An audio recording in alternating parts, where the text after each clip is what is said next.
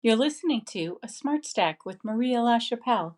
This is episode 13 of Dear Mrs. White Lady. Up next on White Lady TV, DEI podcaster confronts White Lady. A candid conversation on the harm that we've caused. Dear Mrs. White Lady, let me set the scene. A DEI professional shows some next level commitment to inclusion by interviewing a nondescript white lady with an awkward accent and a modestly above average vocabulary. I admit, I'm worried she's going to get her ass kicked in the DEI lounge right after this.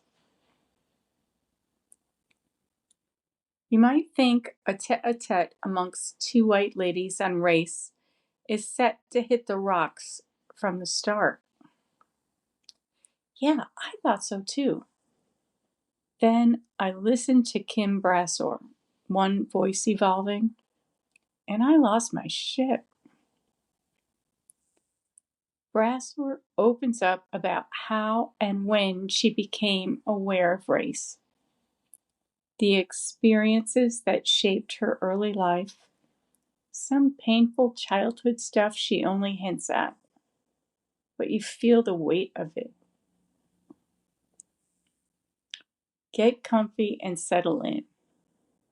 Tissue box, emotional support blankie, your go-to comfort food. Pleading guilty to Stouffer's family size mac and cheese over here. If you can stomach an historical perspective on the generational harm we white ladies have perpetrated on generations of black ladies, pause here and listen to episode 7 of Dear Mrs. White Lady, Why We Can't Get to Equal. It's a recounting of white lady selfishness and lack of regard for the generations of abject poverty we've knowingly watched black ladies needlessly endure. It's a reckoning of how much black ladies have carried us. It is because of their work in the civil rights movement we were able to even curate our white lady privilege. After 1970, we white ladies were able to get a bank account, access credit, buy property, attend professional schools and colleges, sit for the bar, medical board, or CPA exam, pursue a career path, aspire to many rights that white men in our own lives today would never have supported and would deny us now. Anyway, I'd recommend it even if I didn't have a cameo appearance. Wink, wink. I'm going to take out the pups. Maybe I'll go to the marsh. I have a funny story to tell you when I get back. In the meantime, give a listen. Let me know what you think. Hey, ooh, we're back now. Who's a good boy? Who's a good girl? Oh, it's such a good stretch. The F-bomb and the mop. I love the idea of keeping my sissy company while she mops her kitchen floor on Saturday mornings and listens to my podcast. If I'm especially long-winded, she'll wash, dry, and fold a load of laundry, maybe 2. I should think the Doge dogs would commend her efficiency. This past week, she called me, like on the actual phone. Although the editor of The Atlantic can neither confirm nor deny this first-hand account over open source AT&T wireless. It went something like this.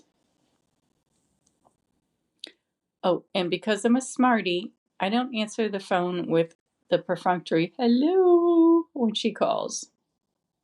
Ring, ring. Me. Who's dead? I've borrowed this Olympia Dukakis line from Moonstruck for decades. Sissy. God, at least I know you haven't been kidnapped. You okay? Sure. I mean, the world's coming to pieces. Miss Emma ate my favorite French lipstick, and I'm out of firewood. What? Miss Maria, I've never heard you swear so much in my life. I'm tracking, readjusting frequencies. Okay. She must have just listened to episode 11 of Dear Mrs. White Lady. Oh dear. Me. Oh, the Alec Baldwin video? What now? Sissy. Do I have to call the sheriff to do a wellness visit on you? You didn't sound like yourself. I mean, I know your voice. I love your voice. But I'm worried. To be fair, I think Sissy meant a welfare check. But a welfare visit would be welcomed too. Bring on the Dead Sea Salt body scrub.